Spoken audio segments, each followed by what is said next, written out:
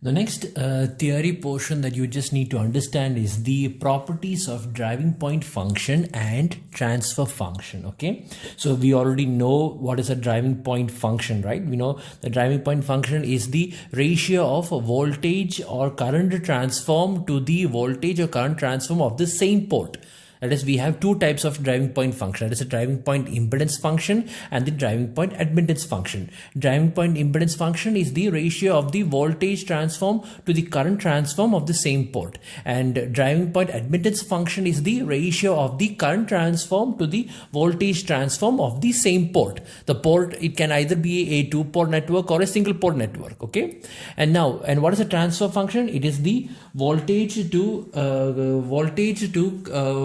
or current transform. It's the ratio of the voltage or current transform of one port to the voltage or current transform of the another port, right? For example, if when I say V1 by V2 or I1 by I2, that is transfer function. When I say V1 by I1 or I1 by V1, then that is a driving point function. Okay, so here you're going to learn about the properties of some real properties of both driving point function and transfer function. Okay, or in other words, you're going to learn what are the restrictions or the rules that the poles and zeros have to follow in both driving point function as well as in transfer function. Okay, the first property is that the coefficient in the polynomials of both the numerator and the denominator of f of s, right? Both the numerator and the denominator of the driving point function must be real and it must be positive. That means it should not be imaginary and negative. It should be a real. Every coefficient in the polynomial must be a real number and it must be a positive number. Okay. Now, the second rule, the poles and zeros, if complex or imaginary, must occur in conjugate pairs, which means that if you see any pole or any zero in a form of a complex number, that definitely there should also be its conjugate along with it, right? So it should also occur. That means both the complex number and its conjugate will always be together. Right? You will never see 3 plus 5j, s plus 5j alone. You will never see s plus 3j alone. Okay, you will never see like that. If you see s plus 5j, then you will definitely see s minus 5j also. That's what it means. Okay. Next is the real part of all poles and zeros must be negative or zero. That is, the poles and zeros must lie in the left half of the S-plane. As you can see in the previous problem and all the problems, the value of S are all in the left half of the S-plane. The degree of the numerator function and the denominator function differ by either 0 or 1 only. Okay. The lowest degree of the numerator and the denominator polynomial must differ by 1 at most. The real part of the pole or zero is 0, then that pole or zero must be symbol. Okay. If the real part is 0, then that pole or zero must be symbol. The next property is that the polynomials n of s and d of s must not have any missing terms between those of the highest and the lowest degree unless all even or all odd terms are missing. That is, when you see the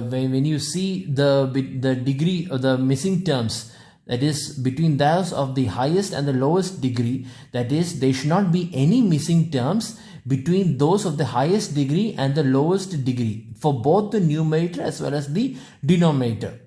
There should not be any missing terms, which means when you see s cube, the next should be s square, the next should be s, and the next should be s raised to 0.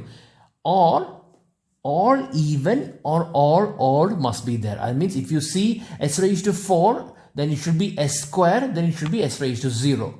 If you see s raised to 5, then you can also see s raised to 3 and s raised to 1. You see, so the degree must not be any missing. There should not be any missing terms between those of the highest and the lowest degree, but either one option is that all the degree must be even numbers or all the degree must be odd numbers. Okay. So these are the properties of the driving point function. Now, when you look at the properties of the transfer function or the restriction of poles and zeros of the transfer function, the first property is just like the other one. The coefficient in the polynomials of the numerator and the denominator must be real, but here only the denominator polynomial d of s must be positive. Numerator won't be a problem. Okay, you don't have to consider the numerator. The coefficient, both of them, the coefficient must be the numerator, the coefficient of the polynomials of the numerator and the denominator must be real, but only for the denominator only it must be a positive. The poles and zeros, if complex or imaginary, must occur in conjugate pair, which is exactly the same rule in the properties of driving point function, which means if you see anywhere, if you see a complex pole, then you should also see its conjugate along with it. The real part of poles must be a negative number or 0. If the real part is 0, then that pole must be symbol, same as before. Now, the polynomial d of s must not have, the polynomial of the denominator must not have any missing terms, just like before, between that of the highest and the lowest degree, unless all even or all odd terms are missing. So which means that this is the other one, it is both the denominator as well as the numerator. But here for transfer function, only the denominator only, they're saying it should not have any missing terms between those of the highest and the lowest degree. But then what about the numerator? The polynomials of a numerator n of s may have missing terms. It can have missing terms between that of the highest and the lowest degree. Okay, but so therefore this rule is only for driving point function. This rule is applicable to both the numerator as well as the denominator. Whereas for transfer function, this rule is necessary only in the denominator. Okay, it does not affect the numerator. That's the property of transfer point function. Now, the degree of the numerator may be small or 0. The degree and independent of the degree of the denominator. For voltage and current transfer function, voltage current transfer function means V2 by V1 or V1 by V2 or I1 by I2 or I2 by I1. These are the different voltage transfer functions. The maximum degree of the numerator must be the same as the degree of the denominator. For voltage and current transfer functions, the maximum degree of the numerator must be the degree of the denominator.